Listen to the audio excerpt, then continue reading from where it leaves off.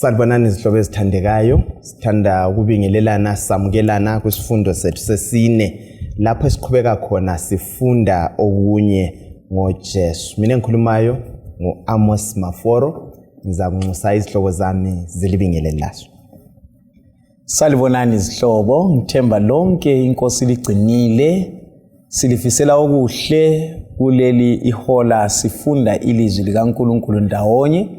Mina ke igama lami ngumfundisi uVZ Ncube. Salibonani bathandekayo, siyalamukela esifundweni sakuliviki. Mina nguMrs Siboneni Mhlanga.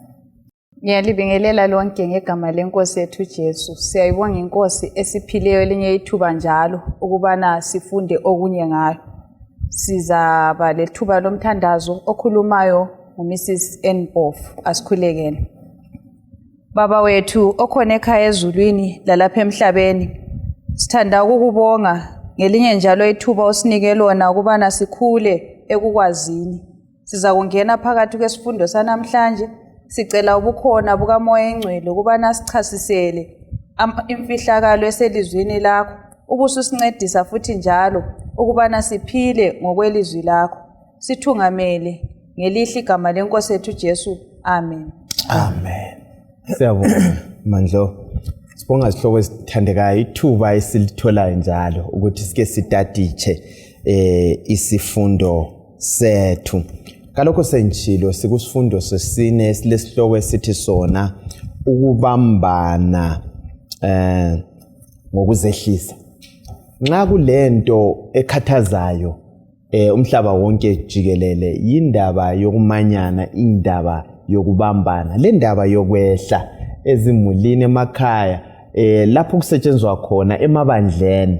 Nxa kulezi zinto ezikhathaza abantu kakhulu yizona lezi zombili. Sizafunda ke kuleli viki ukuthi kanti vele kuqalele ngaphi. Sizafumana ukuthi konke lokho kuqalele ezulwini kule ndoda ehlulekayo ukuthi isebenzelane labanye, imanyane labanye.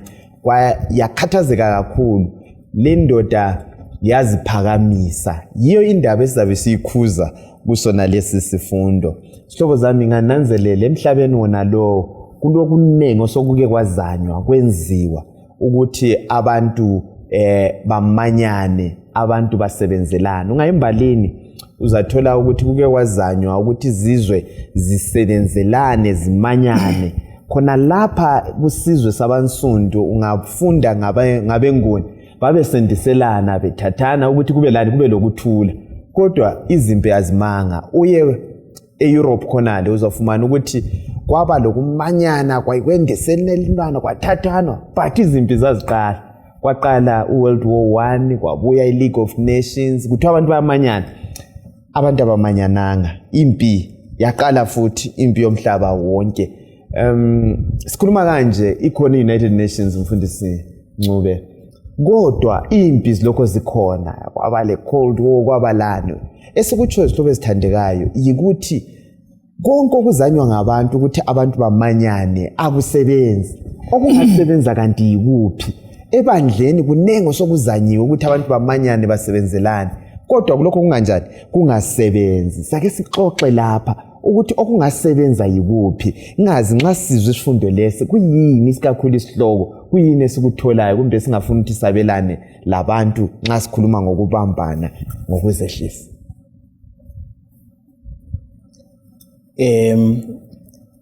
Mina ngihle ngithintwe indinyane yakwazwa ngekhanda.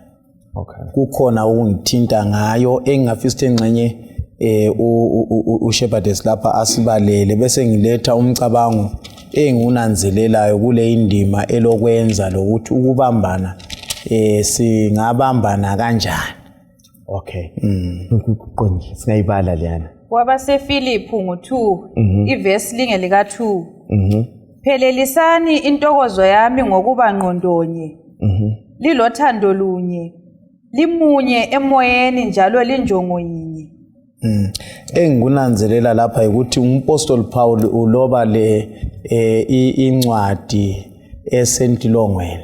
Alright. Ungakhayela ibhuku likaFilipi ukhuluma kakhulu ngokuthokoza. Kunjani? Uthokoza esentilongweni and ungayibala kahle ukuthokoza kufakwe ngezigaba ezingafika up to 16 Okay. kuyona le incwadi emfitshane. Yes. Usoke uthi yena ngagcwalisani ini ukuthokoza kwakubani kwami ngezigaba ezine. Ufaka izigaba ezine. Oqala singathokoza simunye ngokuqala ngokuba ngqondonye, ngokwesibili ngokuba lothando lunye, ngokwesithathu kuba inhliziyo nye, ngokwesine ngokuba ngokuqonda kunye. So lezi zinto ezine zilakho ke ukuthi zenze intokozo hathi kuphele kaPaul kodwa imintokozo yethu sonke ibe njani, ibe khona nxa sizahlanganisa lezi zinto kutsho ubunye. Alright. Ekuzehliseni sibe umunye. Yes, Mandla. Nginanzelela ukuthi namhlanje siyabangulwa phakathi kobudlelwano esingabe silabo njengabazalwane, njengezimuli, ukuthi lobu budlelwano bungancediseka nxa singathatha esiza kukhuluma phakathi kwesifundo sanamhlanje. Ungananzelela nxa ubhala njengomngane, ebhalela abangane. Kwezinye izikhathi kuyasiphunyuka endleleni okuyizinto lokho. So nxa sokuthe kwasiphunyuka kumele sivume ukuncediseka ngalokho esiza kuthola phakathi kwesifundo, ukuthi sonke kukhangelele ukuthi lezi mpawu nxa sisithi singabalandeli bakaKristu sibe lazo. Kakhulu mhlobo wami, kuyinongabuya kuthola ikakhulu la sikhangela umanyana okuzehlisa indaba lezi zombili lezi.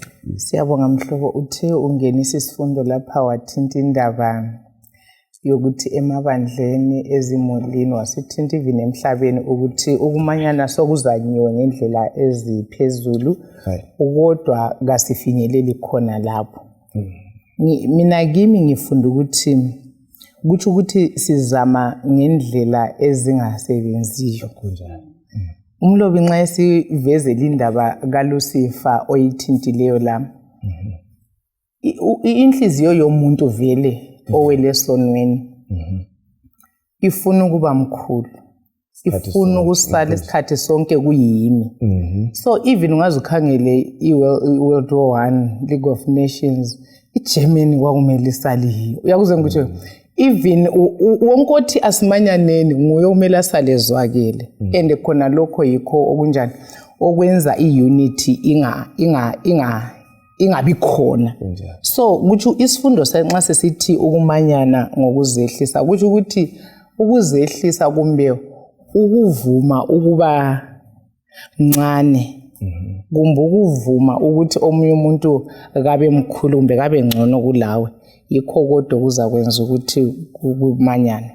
Kakhulu ukuba le ngqondo leyo ukuthi sehle yindaba esingayo kuleli viki. Izihlobo zami ezithandekayo, sizakhangela isisekelo, isisusa sokumanyana, ukuthi kuyini okungasenza sihlale simanyene. Mandlo, ngicela usibalele lapha uFiliphu ngo2 ivesi ngo1 sisiya ngo3, sike sikhangele ukuthi kanti uhlupho lwaluseFiliphu luhlupho lwani okwakubangela ukuthi bangamanyani, kuyini kanti la? Uma kukhona okukhuthazayo ngokuhlangana loKristu, uma kulenduduzo evela ethandweni lakhe, uma kulobudlelwano lomoya, uma kulozwelo lesihawu, phelelisani intokozo yami ngokuba ngqondonye, lilothando lunye, limunye emoyeni njalo linjongo yinye. Lingenzi lutho ngokuzikhukhumeza loba ukuziphakamisa okuyize, kodwa ngokuthobeka. Khangelani abanye njengabangcono kulani. Nansi indaba, sihlobo zami. Okwakubangela ingxabano kumbe ukungamanyani kubandla leli laseFiliphu kuyini? Njalo kuyini uPaul abaxwayisa khona ukuthi kwakungabasiza kuyini? Uverse 3 uyasivezela ukuthi okwakusenza bangabambani. Yes. Oqala ekuzikhukhumeza lokuziphakamisa. Ngicabanga ukuthi uMrs Mhlangu wakuveza laphana ukuziphakamisa, ukuzibona ngingcono, ukuzibona ngingcono, ukufisa ukuthi ngabe izifiso zami ziyagcwaliseka kumbe zigcwaliswe ngabanye, lokungathobeki. Kwesinye isikhathi kuqhakathekile ukuthi Mina inempilweni yami ngake ngathi ngikhangele empilweni yami ngangingakholwa ukuthi kulomuntu ongaba ngcono kulomama wami mama wami. Right. Okwesibili angizange ngikholwe ukuthi umama angenza iphutha. Right. So nxa kwangenzakala kube lesikhathi lapho enxe umama angakhulumisani kuhle lomunye umuntu ngangingadingi ukulalela. Ngangisazi ukuthi umama unjani uright. Kodwa ke nxa ukhula uyananzelela ukuthi sonke sonile silamaphutha. So ke ngingavele ngibe kwazi mina vele ukuthi ngiyisoni. Right. Kangihle ngibe kwazi ukuthi even konke ngikwenzayo ngilakho ukuthi ngenza iphutha kikho ngoba ngivele ngiyisoni. Kodwa ngingafika esigabeni sokufika ukuthi ngihlale ngicabanga ukuthi mina ngingcono ngizakubalani ngizaba lohlupho. Yikho uthola ukuthi uPaul lapho uyaletha umuthi. Uyaletha umuthi ukuthi nxa uhlupho lolu lukhona elingakwenza yilokho yikukhuthala ngokuhlangana loKristu. Right. So uKristu angaba yisenta yakho konke. Right. Asilahlupho. Okwesibili uyakhuluma ngobudlelwano lomoya ongcwele, isihawu, uzwelo, ukuba ngqondonye, lothando lunye, lenjongonye, lobunye, lokukhathalela abanye. Ubabone bona bengcono kulawe, ufisa ukuthi ngabe okomunye kuyaphutsha kangcono, ufisa ukuthi ngabe ngenza lokho, ufisa ukuthi ngabe kuphutsho kwakhe kuqala. Kungaba njalo umina la uyanjani uyasuka emntwini. Manje mina engikuzwayo lapha Maforoya ukuthi lokho okuthintwa ngumfundisi akungeke kwenzakala emuntwini. Kulolutho kulamandla phezulu kwalawa amandla umuntu alawo. Ngoba anti vele ngokudalwa ngokuzalwa sizelwe silengqondo kaLucifer eyokufuna ukuba ngcono, eyokufuna ukuphakama. So kudinga ukuthi nxa esithi lapha iconsolation in Christ uthi bekudinga ukuthi uKristu lengqondo yakhe lobunguye bakhe kube ngokwethu kakhulu.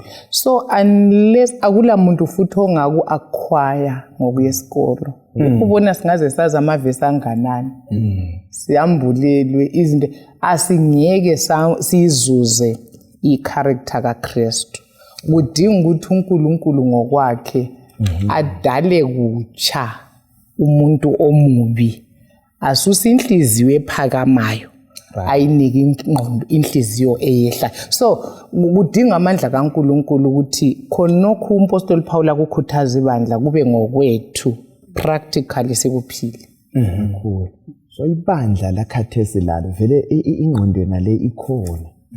Vele ufuna ukuzicabangela siyaziphakamisa emulini kunjalo, ebandleni kunjalo, elizweni kunjalo. Manje Nginanzelela ukuthi esikuvezelayo Maforo ngumsebenzi wethu sonke njengabantu ukuthi sikusebenzele lokho ukuthi sizehlise. Nxa ungasazehlisanga uNkulunkulu uyakwehlisa. Mina ngibona kungcono ukuthi uthathe isifundo uzehlele uphathiswa nguNkulunkulu kulokuthi umelele ukuthi akwethule usuphezulu uyekwehla phansi. Ungananzelela nxa singaphila khona lokho impilo zethu ziba lamandla kakhulu ukudlula intshumayelo esima laphana nge-divine hour. So uNkulunkulu sengathi engasiphathisa khona lokho sikuzame ezimpilweni zethu. uNkulunkulu uthi uyamntanda ozamayo. Asizameni esiphathisa siza kuphila ngcono emakhaya, siza kuphila ngcono lapho esisebenza khona lemabandleni. Nxa singazama ukuthi silandelele isikolo leso kumele sisifunde sisingene. Ungafeyila uyakwehlisa yena umlimi. kakhulu. Kuyini okunye akuqambayo laphana okungasisiza lokho okunye wakhona ukuthinta umfundisi okuba ngumuthi okwelapha ingqondo yona leyo ukuziphakamisa. Ngiyalizwa sesikubekile ukuthi vele ingqondo yomuntu yofuna ukuphakama kuyini esingakwenza okunye esingakufunda siku-apply lapha. Ngicabanga ukuthi useke wakuthinta uMrs Mhlanga futhi laphana ukuthi uvele uvezile kuvesi ngelika 3 actually from verse 1 laphana verse 1 uthi yena nxa kukhona okukhuthazayo ngokuhlangana lobani loKristu. Right. So ke kimi nxa ngivuka ekuseni ngivuke ngisazi ukuthi mina ngiyisona. Angilamandla phezukwaso isono kuphela ubani uKristu. So ke mina ngavuka ngilomcabango ukuthi kangiye kubani uKristu. Usengifundisa lezi zinto ezigoqela isihawu, uzwelo lokuba ngqondo njani. Nguye osenjani osengifundisa ngoba nguye ophambili laphana, nguye ongifundisa ukuthi ngibe njongonye ngikuhlose ukuba munye labanye. Right. Ngifuna sifike khonapho mfundisi kaNcu ukuthi into lezi awuzenzeli wedwa. Yes. Seninanzelele abantu kaningi uyathi asekwenzeni lokho asithandaneni. Asibingelelani. Asidleni sonke. Ngeke wasitshela ukuthi sidle sonke vele singathandani. Singaxhumananga loKristu. uKristu kithi umoya nalwayo osifuqayo ukuthi sibe sesenza lokho. Ngangunanzela enkonzweni uze nxa siphuma lapha sibingelelana uzezwa lo bingelelo lwakho ukuthi lo mahluko. Ukwenza nje. So ingqondo esifuna ukuyifithizela ukuthi bakithi asiyeni kuKristu sifanelaye simfuze siza kuthola phambili siqhubela phambili sike sikhangelwe isisusa sakhona lo sokumanyana khona lokho. Ngicela manje usukele kuverse 3 yena lwana ubamba u3 lo 4 siku chapter 2 khona pha. Ningenzi lutho ngokuzikhukhumeza loba ukuziphakamisa okuyize, kodwa ngokuthobeka khangelani abanye njengabangcono kulani. Lo lalo wenu kangakhathaleli inzuzo yakhe kuphela kodwa akhathalele lenzuzo yabanye. Yiziphi indlela ezibambekayo lapho Paul azilethayo ukuthi esingazenza kumbe ezingasincedisa ukuthi kube lokumanyana ikakhulu khathesi ebandleni mhlobo wami. Kuyini esingakwenza okungasiphathisa lapha? Okay, ngicela ukuqalela lapho ugcine khona. Uthe ukhuluma wanika umzekeliso ukuthi sizama ngokwangaphandle. Alright. Ukuthi ngama-actions ngalokho esikwenza ngaphandle asidleni ndawonye asibingelelane neni sicabanga ukuthi kuzaletha ukumanyana. Khangela even i-rich young ruler. Right. Iliyana eyayilomthetho lentando kaNkulunkulu ophandle kwenhliziyo yakhe. So nxa uJesu nxa ibuza ukuthi angenzani ukuzuza impilo ukuthi ekagcina uthi lokho ngikwenzile. Ayibona. Kodwa uJesu nxa esethinta lapho kulenhliziyo yakhe khona sithi hambe kwabela bonke kuthiwa wasuke edanile. And so i-issue ye-humility mhlobo kumbe kumele inhliziyo yethu yiyo kumele ukuthi ilunge kuqala. Khona lokho esikuthintileyo ukuthi kule power ephezulu kwamandla esilawo okumele idala inhliziyo entsha empilweni zethu. So uNkulunkulu kasincedise ngoba le indaba yokuzehlisa idila lengaphakathi hayi lengaphandle. Ansesake sadla ndawonye church but still we are not united and still yes phinda siyefakelana sizondane ubani upheka kanjani kusale still kulokwehlukana. So i-issue la asoyangaphandle i-issue yani yaphakathi enhliziyo lapha umlobo usinike ama practical steps kuyini okufanele sikwenze. Kuverse number 2 uthi kufanele sibe humble.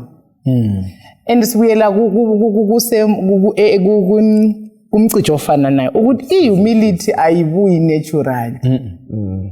I-nature yomuntu ngeyokuphakama ngemvelo yethu. So kudinga uKristu ukuthi asidale kutsha asinike intando yakhe. Abese sithi even ingqondo yenu kayehla antisho nxa esithi kuMatthew 11:28-29 fundani kimi ina ngimnene futhi ngehlile anti ngoba vele kwenza ukuthi uJesu asuke ezulwini wabeke eceleni ukukhonzwa iposition yobuNkulunkulu khona lokho ingqondo yaleyo edingwa ngumuntu bese sinazelela abanye mhlobo ukuthi omunye abe ngcono kulawo. Hayi kungakhulunywa ngomlomo singani silakho unless uNkulunkulu enze heart transplant asinike inhliziyo kaJesu lokho kuzasehlula singakuzama ngawethu amandla. Kakhulu. Ngiyake ngizame ngekhaya okuyinto kwakhona ukuthi ngicela ukuqedisa yazi bengifuna ukuthi mina kulento enyake ngiyinanzelele emihlanganweni esiyake siyihlale. Ngiyakupoint ethi ukunanzelela omunye abe ngcono kula. Yes. Ukuthi umfundisi uvize ethi esakhuluma kumbe eletho wakho umbone emhlanganweni vela ngimlalelanga ngilungise yami impendulo ukuthi mina ngimkhawunti kumbe ubone sengihle mphakamisana ngakaqedile ukukhuluma angimuzwa lapha yakhona angizwa le engi yakhe kangingena ngezicathulweni zakhe ngizwisisa ukuthi okumenza acabange ngalindlela athi lokhu sikwenze ngalindlela kungabe kuyini uyayibona but nasenile impendulo ngoba ekucineni kumele kusale owami umcabango ungcono kulokamfundisi uyayibona so umina ukufuna ukuba mkhulu ukufuna ukuba phezulu yikho mhlobo osokulethe ukungazwani lokhu yikho kwakuletha futhi ukungazwani ebandleni leFilippi. Ngicabanga ukuthi okunye okuqhakathekileyo okufanele sikunanzele uJesu ngiyamthanda.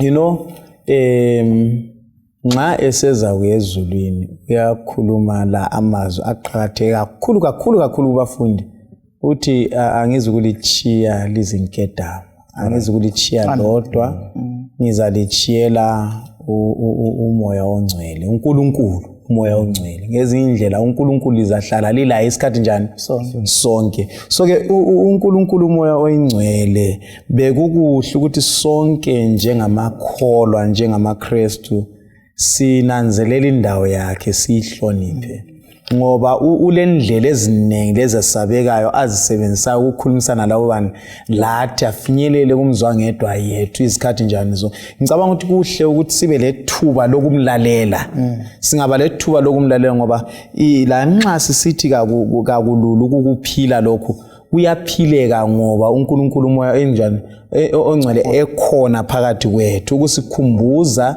indlela lokusivezela indlela okwethu kulomahluko phakathi kokwazi ngoJesu lokumazi lokuba lobudlelwano naye so ke singafunda kodwa singasuka singafaki application singakuphili lokho esikufundayo konke kuyaba yisasala emkhumbulweni sikwazi kodwa kungeke kwaphila empilweni zethu so ngicabanga ukuthi singakubamba khona lokho abe sesithi lapha umlobi kuhle futhi ukuthi sibe ngqondonye angitsho nxa ngisiza kunje sisilapha esifundweni ndawonye angitsho asibe nengqondo ukuthi isifundo siyephutsha umkhumbulo umcabango wesifundo uhambe unjani undawonye uthi okay nxa ekhuluma uMrs Mhlange ekhuluma uMrs Mpofu lapho okay ngifundani even sifunda khonapho kukhona okutsha enginjani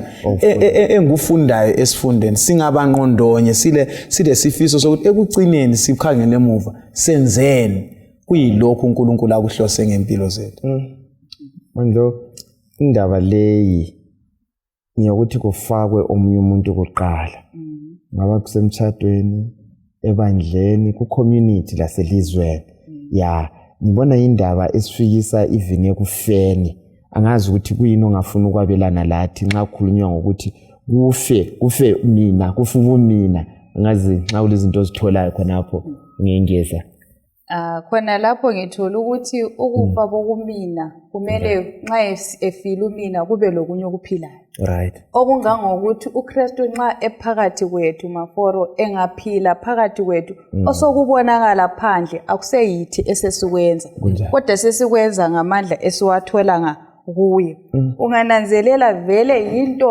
eluhlupho khathesi ukuthi siyakhathalela inzuzo yethu thina kuqala ukuthi nxa kungabuya izinto eziholwayo lapha ngiqala ngisuthe ngizwe ukuthi lapha kusela space sengikhona ngisithi omaforo labo sebengabuya bethathe kodwa singaba lengqondo yokuthi mina ngingakatholi lutho ngiqale mbona abanye umuntu kulendlela emangalisa obathandekayo ukuthi nxa ungafaka abanye awungeke uzisole ngakho ulendlela yokusibusisa esingeke sayinanzelela njengabantu nxa singazange sakufunda khona lokho ukuthi mina ngife kuphile uKristu okwami kube semuva kuyenza futhi lengxabano zibe less ngoba uzabusu yenza izinto unfair sometimes ukhangele wena ngelihlo lakho wedwa kukanti ngakade ufakela abanye kade lizancedisana into le iphume inhle kakhulu uyazi engitshona ngikucela mhlobo ngabe omama bayafa labo baba bafi baphi ngoba uhlupho lisemtshadweni lona lolo I have the last say yilo uhlupho esilalo ngananzelele indaba nale yokucabangela abanye abantu ungagada i-public transport ungathwala yatshintshwa litshintshwa ichange kubuye ephephe ehlambulukileyo lamakhoyini wena uqhuba amakhoyini angazi ukuthi ingqondo yakho ufuna kuyedabuka isikhwama sikabani andiyabo awucabangeli omunye umuntu ingqondo yomuntu singathatha igroup photo khona la siqhumu uzabona ukuthi umuntu amdingayo umuntu nxa unikwa isithombe uyazidinga wena ngeke uthini ingqondo yethu vele ukuba self centered ngiyazicabangela vele ungathola uqunyiwe ku photo uzonda ube ngenye kanti mina ngingaphi lapha so ngizama ukuthi khona lokhwana kuyase uNkulunkulu eselaphi nhlobo ukuthi uself lo afe ngeke ngicabangele omunye umuntu ngithi vele ngicabanga ke maforo ukuthi maybe lapha nxa sifika khona lapha singancedisana lababukeli labalaleli right umina wakhona ufa njani right ngoba mhlambe singadlula silokho sithi umina kumela but ufa njani right mina engikuzwisisayo ukuthi ilizwi likaMlimu lithi kufanele sizizwisise thina obuyithi bethu lokwehluleka kwethu then sesizinikela ngokuphelela uNkulunkulu ukuthi ngithathe nginje uNkulunkulu ungenze right ungenze so ngibone ngani kuyasilela silengqondo yokucabanga ukuthi ngawethu amandla akakhona ke inhliziyo yakho ukuthi hayi uNkulunkulu mina nginje endevele ngiyaziphakamisa ngisemhlanweni vela akula ideas abanye ngifuna ukuzilalela uyakuzwa ngikutsho sivume ubuyithi bethu but okuzakwenza sehluleke ukuthi uNkulunkulu a-accomplish lokho afuna ukukwenza kithi ukuthi abisele isimilo sakhe kithi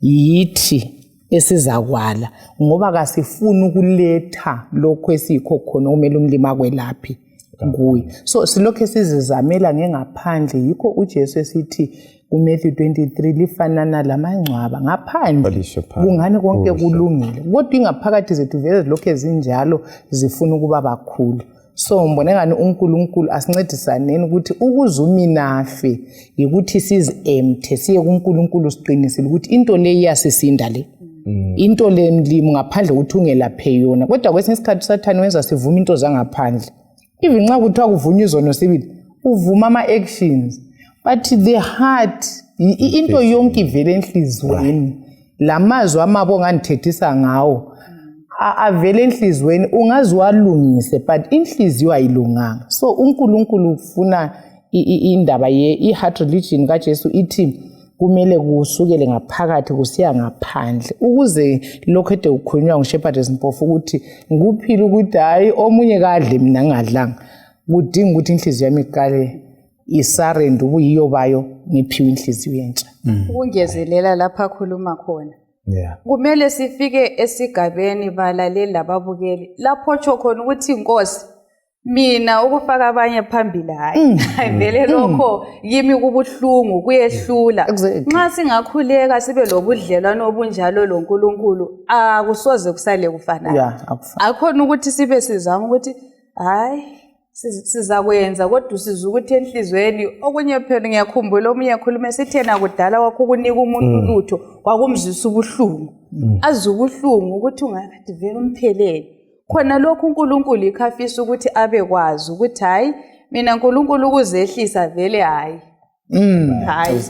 ngiyabonga zimfundisi kusuka kubomama okuyinto lokho kuzasincedisa kakhulu sithombe mbona ngana amakhaya ethu abangcono sikhangela uvesi ngu5 lapha indaba yengqondo esilokho singayo umhlaba lo esesiphila kuyoka izihlobo ezithandekayo sokwenza into eziningi ngengqondo khathesi ngafunda ngeAI abakwenzayo ama robots la sokulama chips amaningi asiseduze lokucabanga ngengqondo kule ndlela abasezama ngayo ukuzama ukwelapha ama epilepsy ukufitha lokho basebenzisa ama chip thize kungani kuba ngcono kodwa ungaqalisa ukudlala ngengqondo ukucontrola ingqondo kuba lohlupho olukhulu olukhathazayo. Sihlobo esithandekayo, nxa sikhuluma ngengqondo, ingqondo yi-capital city yomzimba lo.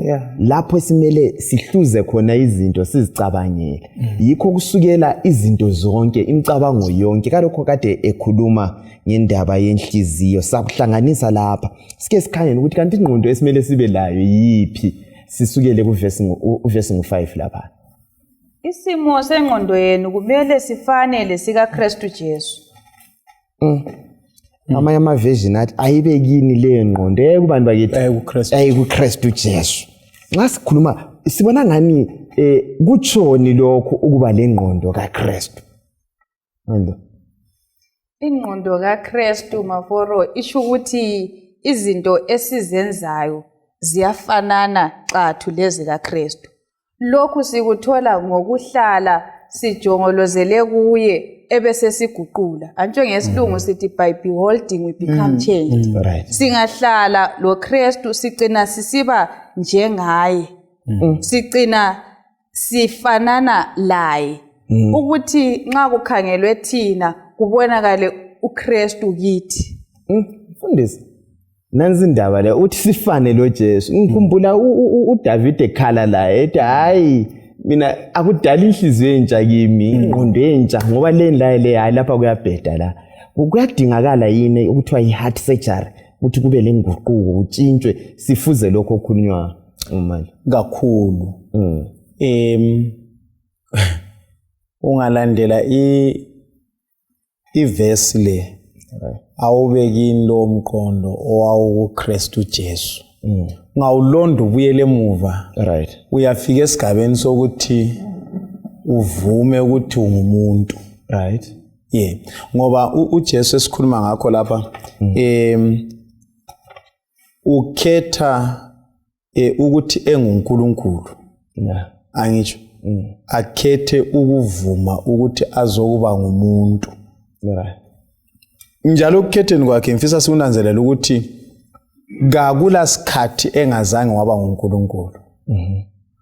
Kodwa futhi kulesikhathi sonke aba ngumuntu. Kodwa engumuntu enguNkulunkulu. Kunjalo. Ayisonto encinyane. Khangela.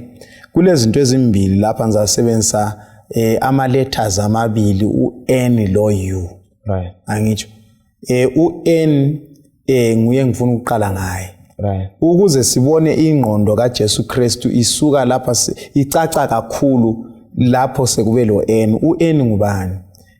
Ngesikhiwa siza kufaka sithi mystery of lawlessness. Angitsho. Ukuthi lokho okuphansi lapha kuyasuka phansi. Nanku yana kufuna ukukhwela ngiza kuphakama ngizenze isidalwa kodwa sifuna ukuphakama sibe nguNkulunkulu. Nansi yana siyafika phezulu. Kodwa nxa sesithe sifuna ukuziphakamisa sifike lapha siyawa maye kuwe mhlaba uSathane usenjani usephosele kuwe lapha emhlabeni. So that's an N shape. Angitsho. But i mystery of godliness sifika sihlangane layo lapha uJesu ingqondo kaJesu lapha ukuthi enguNkulunkulu kazange akhethe ukuthi akubize ukuthi into yokuphangwa ukulingana lobani lo nkulunkulu. UNkulunkulu kodwa akhethe ukuba abe indodana kaNkulunkulu. Akhethe ukuthi azalwe ngakudalileyo futhi akhethe ukuthi yena engusimakade. Akhethe ukuthi abe le birthday usuku lokuzalwa aphinde abe losuku lani lokufa. Engubani? EnguNkulunkulu. Alambe ungakubalisa kube kuningi. So ngicabanga ukuthi nxa ingqondo le, by the way, yena nguye owoniweyo abe sekhetha ukwehla. Angitsho. iBhayibheli ngafunda ku2 Corinthians chapter 5 verse 21 uthi wenziwa waba isono. Athi isono ngokwaso ukuze wena lami esiyizone sithole ukuhlanjululwa. Kakhulu ngicabanga ukuthi senze so. Yazi indaba le yathathekisa kakhulu. Ngifuna ukuhlanganisa indaba zombili lezi. Manje ngicela ubale uyefika kuverse 8. Sihlanganisa ingxoxo yethu lapha sikhangele ingqondo leyi ekaJesu leyi ikakhulu inguquko ukuthi kayitshintshwe lingqondo. Sibuye sesikhangela kakhulu mhlobo wami uchasisele la uthi le ingqondo leyi ekaJesu ngenjalo. Fika kuverse 8. From 5 to 8. Ungaqasela ku5. Isimo sengqondo yenu kumele sifanele sika Kristu uJesu.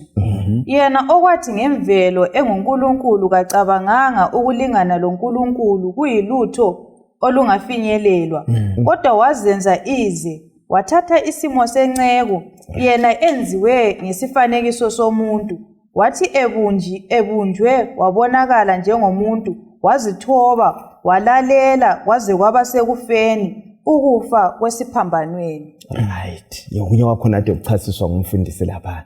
Yes, asiqhubekele phambili ngengxoxo yethu sile mcabango nale. Yes. Alright, mina ngifuna ukuthi ngithathe lapho umfundisi akhulume khona. Umuntu mhlobo, isifundo umhlobo wesifundo uthi siyayidinga okuthiwa yi-mind transimplant. Yes. Ukuthi kususwe leve lesila kufakwe yinye ekaJesu. Right. Mina ngithe ngifunda isifundo lesingazibuza vele ukuthi ingqondo kaJesu yayine njani. Right. Umlobo ulethu ukuthi ingqondo zethu vele zi-corrupt. Kunjani? Futhi zi-infonywa yilokho esikubukelayo. Ukuthi sifakane engqondweni yethu, sibukelane, silalelane. Kuyini umhlaba okuletha kithi ukuthi kube yikho esikwamukela ezingqondweni zethu. So abe sesithi kodwa thina besifanele ukuthi sifakwe o-implantayo ngubani. Kumele kube le-surgery yengqondo eziwa kuNkulunkulu ukuthi siphiwe ingqondo kaJesu. Yikho esithi lapha lina ngithanda u1 Corinthians chapter 2. Uthi owazi into kaNkulunkulu umoya oyingcwele. Umfundisi kwathinta indaba kamoya oyingcwele le role ayiplayayo ukusilungisisa. So uthi umoya oyingcwele nguyoyazi into kaNkulunkulu, nguye yedwa ongasifundisa uNkulunkulu lo. uNkulunkulu umoya oyingcwele nguye yedwa umfundisi wethu. Kuyini okumele kube yingqondo yethu? Kumele kube yizinto zikaNkulunkulu zisilawule. Abe sesithi thina singaba lawo amandla ukuthi siyiguqule ingqondo, kodwa kasilawo amandla ukuthi inhliziyo zethu. Abe sesithi kodwa uNkulunkulu kokubili uyenelisa ukukwenza. So mina ngizwisisa ukuthi ngilamandla. Psalms 103 verse 11 uDavid athi kangikupha amehlami yonke anything engcolileyo. So kuthi ukuthi ngilamandla okulawula ukuthi kuyini engufaka engqondweni yami. uPeter phela uthe fakana amatomu engqondweni zenu. Kuthi ukuthi kule human effort kulolutho omele ngilwenze ngicooperate loNkulunkulu kulokho afuna ukungenza khona. So nxa kuyikuthi umoya oyingcwele ufuna ukufaka ingqondo kaJesu, mina ngiqhubeka ngifaka ukungcola, kuthi ukuthi lokhu uNkulunkulu afuna ukungenzela khona akusoze kuphuje. So kudinga ukuthi mina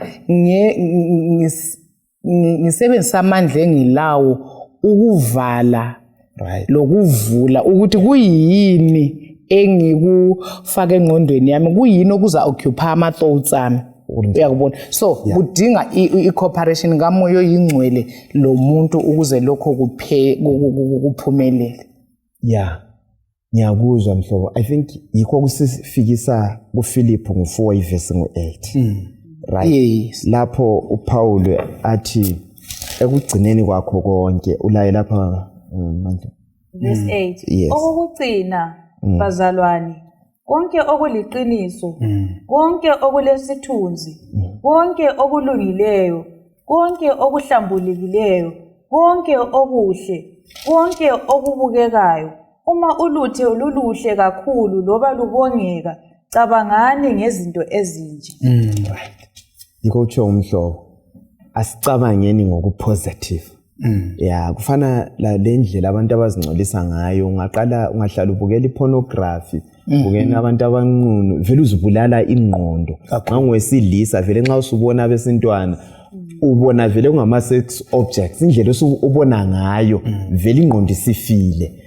Ucansi sokungenye into kuwe usulimele. So lapha siyakhuthazwa indlela esicabanga ngayo, bathi by beholding you become changed. Ngokubona kuba lenguquko. Yebo mandlo siqhubekela phambili kakhulu sesikhangela ingqondo kaJesu. Siyabonga. Inanzelela futhi ukuthi okunye maforo ingqondo kaJesu kumele sithathe isinqumo esokubana siyayifuna bese siyidingisisa uNkulunkulu ebese siphathisa. Kulezi izikhathi lapho esicabanga ukuthi kuzayenzakala isimanga esokuthi ngivuke sengizehlisa nje. Kuphonga kuba yimiracle.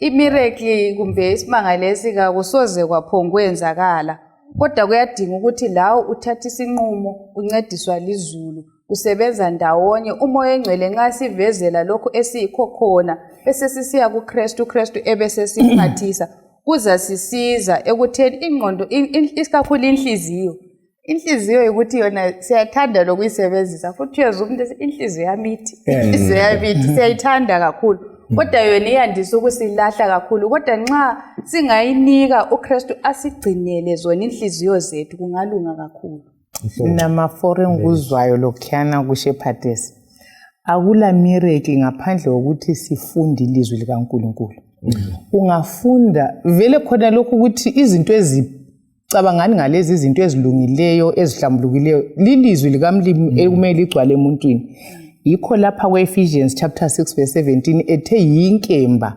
kamoya okumele ukuthi nxa sifunda ilizwi leli umoya oyingcwele usebenza izimilo zethu lengqondo zethu zilayina zingene entandweni kaNkulunkulu so yikho esithi ilizwi leli fana lenkemba ehlukanisa so isono siyehlukaniswa kithi lakho konke ukungcola kwemicabango Nginanzelela olunye lutho la. Yes. Kulezi mpawu ezithile esizithola ku verse 8 ka Philippians lapha. Right. Philippians 2 oqala siyathola ukuthi ukuba uthena yena wayelesimo sikabani sikaNkulunkulu wayevele enguNkulunkulu kodwa wasekhetha ukuzehlisa angithi okuyisho isifundo salamhla kanjani wazehlisa ngesikhiwa iziyathona he emptied himself angitsho ya siyamthola khangela lapha azalelwe khona eBethlehem laseJudea khangela isitebeleni umlonde umntakambazi kuze le Nazareth azalelwe khona kungaba lento enhle ephuma ngaphi eNazaretha ukhanda uyazehlisa kuze kuyefika esiphambanweni so ke isifundo sonke sisikhomba kuJesu asiyeni kubani kuJesu sikhangela ukuthi kuyeneliseka nxa ongcwele lopheleleyo efika esigabeni sokuthi ehle aze ayefika ngaphansi kwalokho akudalileyo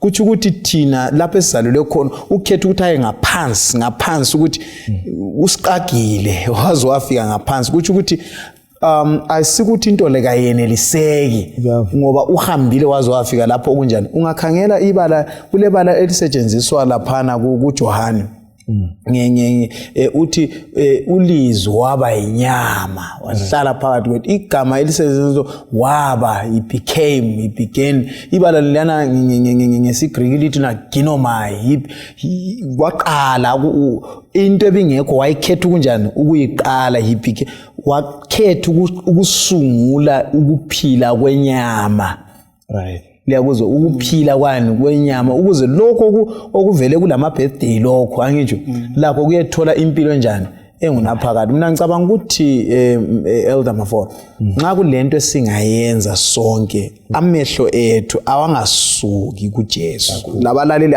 amehlo ethu angasuki kuJesu lemizamo nxa sizama imizamo ethu singayizami ngokwethu ngoba ngokwethu izasehlula amehlo ethu abe kubani kuJesu kuyaneliseka khona lokho kuyaneliseka ya nxa ndizwa vele ngathi ngawethu amandla nti sidinga uJesu iyavuma ingqondo lesehle sihlobo ezithandekayo uGalatia uzatsho ukuthi uJesu waba yisithuko mu3:13 laphana yithi ukuze kusindiswe thina ababethukiwe sihlobo ezithandekayo kuyavuma ukuthi size sifane laye uJesu singakuhlanganisa njani lokhu mandlo ikakhulu indaba yokwehla kukaJesu ukuthi kwenele kukwane engqondweni zethu lokho asenzela khona indaba kungaphelelanga ukuthi sicabange ukuthi ngemisebenzi yethu singakwenza lokho okwenziwa ukuthi singehla ngawethu amandla ngazumbe ngizwe ngitsho la angitholi kahle ngiyakufuna unthola kungani kungaqondanga ukuthi sicabange ukuthi imisebenzi yethu ingafinyelela lokho esakwenzelwa nguJesu isalvation by works ngemsebenzi yethu kakhulu nxa ucabanga kukhona yini ongakwenza ukuthi wehle wena ngawakho amandla? Sinanzelela ukuthi thina njengabantu akula esingakwenza ukuthi size sifinyelele kuleyo ndawo, kodwa nxa sisiya esiphambanweni sikhangela isiphambano kulokhu Jesu akwenzileyo ukuthi wehla waze wakufa ukufa kwesiphambano, bese sizikhangela lathi kusenza sinanzelele indawo esikiyo njengabantu ukuthi thina njengabantu ngaphandle kukaKristu asisilutho. Nxa ukwazi ukuthi you are nothing, lawo indawo yakho yona leyo ungabayazi, awudingi ukuthi uzufundiswe, vele uhluhlale khonapho ngoba uyabunanzelela ukuthi sure onguNkulunkulu ekwazi elempilo ingabolekwanga wayifaka phansi. Pho mina engivele ngelalutho okudingakalayo kimi lawe like yasengi manje yikuthi siguqe sikhonze kuphela. Asisobantu asisolutho vele, we are nothing. Ngabe umama labo baba bayakuzwa lokho ukuthi abasilutho behle kakhulu. Imfundiso kule ngicela ukuletha lesi sibonelo angitsho. Iyaxoxa indaba kuthiwa umama lo wayelo makhelwane wakhe umngane kwakusekhaya. Ningananzelela izindlu emakhaya ngalanti kulezi zindlu ezifulelwe ngotshani, so uchiya umntana akho ozelweyo ngekhaya laphana angitsho. Chiya umntana akhe ozelweyo ngekhaya abese siya komakhelwane. Nxa efika komakhelwane ngale asethola ukuthi baxoxa bathi babheke babona ukuthi ngekhaya ngale sekusitsha and indlu echayo kulapho kulani okulomntwana. Kuthiwa wasukuma wagijima umama ukuya ngaphi ukuyahlenga umntana wakhe. Abantu bathi vele lapha ukungena kwakho sekusithi ukuthi imphefumulo emibili ezanjani eyachabalala. Asihleni sivume ukuthi baba nxa sokunomsindo abantu sebebaningi khona ungangeni ngilanda umntanami uzakutsha vele umntwana usenjani usechile. Kuthiwa wangena wayesazi lapha ayichiye khona ubani umntwana kuye ilangabi was nothing. Wangena wathatha umntwana lapha njani ayikhona wayevele embethe ingubo wafika wabamba umlilo sulumatha laphana phuma walahlela umntwana ngale. Right, ungananzelela umama lo kuthiwa wachwapana waba yikho konke lokhana kodwa umntwana wanjani wasinda. Kuyilokhu Jesu asenzele khona ukuthi la nxa bese kulula ukuthi okay ungakhumbula indalo kaNkuluNkulu ukuthi inkulu ongakanani ukudlula uplanet Earth. Kunengi uNkulunkulu akudalileyo wayengakhetha ukuthi sokonakele ukuthi ngihle ngivume lokhu kunjani kuchabalale ngidale kutsha kuba amandla okudala kutsha wayelawo. Kodwa wakhetha ukuthi la nxa kunjalo yekela mina ngibe lamanxeba aphakade ukuhlenga ubani. Not only phela kuJesu amanxeba ngokuncinyana.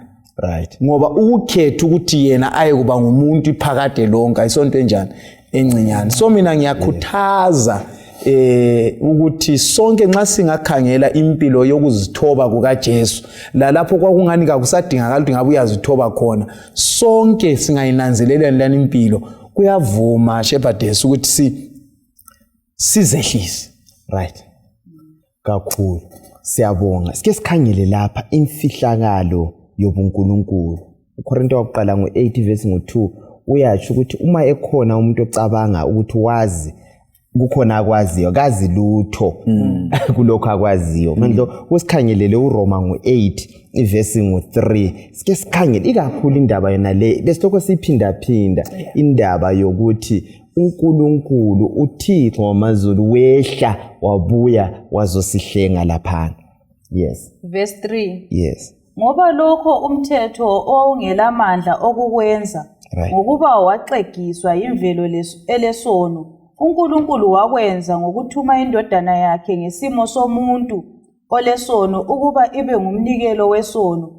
Ngakho isono yasilahla emuntwini olesono. Kakhulu mhlobo wami sihlanganisa lamaHebheru ngo-4 verse ngo-15. Akungihlanganise lamavesi la kuyini esikufundayo ngesimo sika Jesu asithathayo esomuntu lapha. Alright. Umlobi umpostoli Paul nxa ibhala ngendaba yona leyo ukuthi uJesu enguNkulunkulu embese ubuNkulunkulu ngobuntu ukubiza njengesihloko esisiphiweyo mystery of godliness, imfihlakalo yobuNkulunkulu. Ngile quotation lapha ngicela ukuyifunda bese ithi khona ivela kuletter 5 eka 1889. Ithi Christ could have done nothing during his earthly ministry in saving fallen men if the divine had not been blended with the human. The limited capacity of men cannot define this wonderful mystery. The blending of the two natures, the divine and the human, it can never be explained. Men must wonder and be silent. Sure. Uthi akula uKristu ayengakwenza ukuhle ngumhlaba engasithathanga leso simo sokuba ngumuntu, wahlanganisa lezi mvelo zombili. Abesesithi la akula ngqondo yomuntu owileyo ongayizwisisa futhi ayichaze yona le imfihlakalo Maforo ukuthi ubuNkulunkulu buthatha ubuntu. Abesesithi linto ayingeke ichasiseke. Ngithanda last part ethe umuntu kufanele amangale kuphela abesezipha umlomo kakhulu. Right. So ngifuna ukuthi ke Maforo kuthiwa i-eternity yonke, right, i-subject yabiyi-one esiyabe siyifunda yiyo le.